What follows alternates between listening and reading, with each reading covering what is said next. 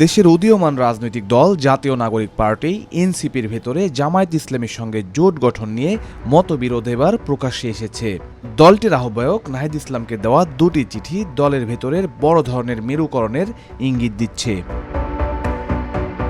ঘটনার সূত্রপাত জামায়াতে ইসলামীর সঙ্গে এনসিপির জোট গঠন প্রক্রিয়া যখন প্রায় চূড়ান্ত, তখন ২৭ ডিসেম্বর এনসিপির ৩০ জন নেতা নাহিদ ইসলাম বরাবর জুলাই গণ অভ্যুত্থানের দায়বদ্ধতা ও দলীয় মূল্যবোধের আলোকে সম্ভাব্য জোট বিষয়ে নীতিগত আপত্তি সংক্রান্ত একটি স্মারকলিপি দেন। সেখানে জামায়াতে ইসলামীর সঙ্গে রাজনৈতিক জোট বা আসন সমঝোতার সম্ভাবনার বিরোধিতা করে স্পষ্ট আপত্তি জানানো হয়। স্মারকলিপিতে বলা হয়, নীতিগত অবস্থানের ভিত্তিতেই কৌশল নির্ধারণ হওয়া উচিত। কৌশলগত কারণে নীতিগত অবস্থান বিসর্জন দেওয়া সমীচীন নয়। তবে এই ঘটনার রেশ কাটতে না কাটতেই জামায়াতে ইসলামীর সঙ্গে এনসিপির জোট গঠন প্রক্রিয়াকে সমর্থন জানিয়ে দলীয় প্রধানকে চিঠি দিয়েছেন দলটির ৮০ জন নেতা। ২৭ ডিসেম্বর রাতে টিবিএসকে বিষয়টি নিশ্চিত করেছেন এনসিপির কেন্দ্রীয় সদস্য ইয়াহিয়া জিসান। তিনি বলেন, দলের অবস্থানকে সুসংহত করা এবং সাংগঠনিক সিদ্ধান্তকে সম্মান জানাতেই আমরা এই চিঠি দিয়েছি। চিঠিতে বলা হয়, স্বাক্ষরকারীরা এনসিপির কেন্দ্রীয় পর্যায়ে দায়িত্বশীল নেতা হিসেবে দলের আদর্শ, লক্ষ্য ও ভবিষ্যৎ কৌশলগত অবস্থান সমুন্নত রাখার স্বার্থে তাদের মতামত তুলে ধরছেন। আসন্ন জাতীয় সংসদ নির্বাচনকে সামনে রেখে গণতান্ত্রিক ব্যবস্থা পুনর্গঠন, প্রাতিষ্ঠানিক সংস্কার টেকসই করা এবং একটি জনমুখী ও দায়বদ্ধ রাষ্ট্র ব্যবস্থা প্রতিষ্ঠার জন্য সময়োপযোগী ও কৌশলগত রাজনৈতিক সিদ্ধান্ত গ্রহণ জরুরি বলে মনে করেন তারা। চিঠিতে আরও উল্লেখ করা হয়, দলীয় স্বার্থ, জাতীয় স্বার্থ এবং গণতান্ত্রিক রূপান্তরের বৃহত্তর লক্ষ্যকে সামনে রেখে এনসিপি যদি কোনো রাজনৈতিক দল বা জোটের সঙ্গে নির্বাচনী সমঝোতা বা জোট গঠনের সিদ্ধান্ত নেয়, সেক্ষেত্রে স্বাক্ষরকারীদের পূর্ণ সমর্থন ও সম্মতি রয়েছে। নির্বাহী কাউন্সিলের সুপারিশের ভিত্তিতে আহ্বায়ক ও সদস্য সচিবের গৃহীত যে কোনো জোট বা নির্বাচনী সমঝোতা সংক্রান্ত সিদ্ধান্তের প্রতিও তারা সমর্থন ও আস্থা প্রকাশ করেন।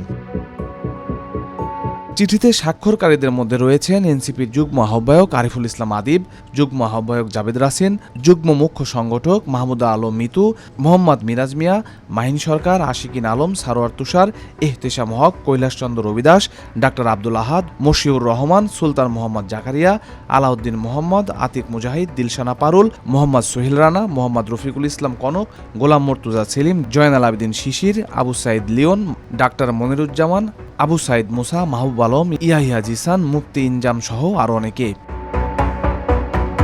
আর যারা জামায়াতের সঙ্গে এনসিপির জোট গঠনে বিরোধিতা করেছেন তাদের মধ্যে রয়েছেন মুখ্য সদস্য সচিব মুশফিকুর সালেহীন, কেন্দ্রীয় সংগঠক আরমান হুসাইন, যুগ্ম মুখ্য সংগঠক ইমন সৈয়দ ও সাদিয়া ফারজানা সিনা, যুগ্ম মুখ্য সমন্বয়ক মোহাম্মদ মুরসালিন, মোহাম্মদ সাদ্দাম হোসেন, আবদুল্লাল ফয়সাল ও নাজির নওরোজ শাহ, যুগ্ম সদস্য সচিব এস এম সাইফ মুস্তাফিজ, মোহাম্মদ ফরহাদ আলম ভূঁইয়া ও যুগ্ম সদস্য সচিব ফরিদুল হক, যুগ্ম আহ্বায়ক নুসরাত তাবাসসুম ও খালেদ সাইফুল্লাহ সহ আরও অনেকে।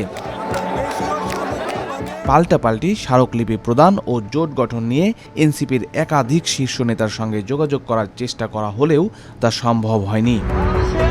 এদিকে জোট গঠন থেকে শুরু হওয়া এই মতাদর্শিক ভিন্নতা দলটিকে অনেক বেশি ভোগাবে বলে মনে করছেন ঢাকা বিশ্ববিদ্যালয়ের রাষ্ট্রবিজ্ঞান বিভাগের অধ্যাপক ডক্টর সাব্বির আহমেদ। এখানে বাম ঘরানার লোক আছে, ডান ঘরানার লোক আছে, মধ্যপন্থী লোক আছে, তাই না? সুতরাং এখন যে প্রকাশটা আমরা দেখতে পাচ্ছি জামাতের সাথে অ্যালায়েন্স করার বিষয়টা নিয়ে, এটা তো আমি তো মনে করি এটা খুব স্বাভাবিক এনসিপির রাজনীতিতে আর কি, বিকজ তাদের কোনো মনোলিথিক ক্যারেক্টার নাই।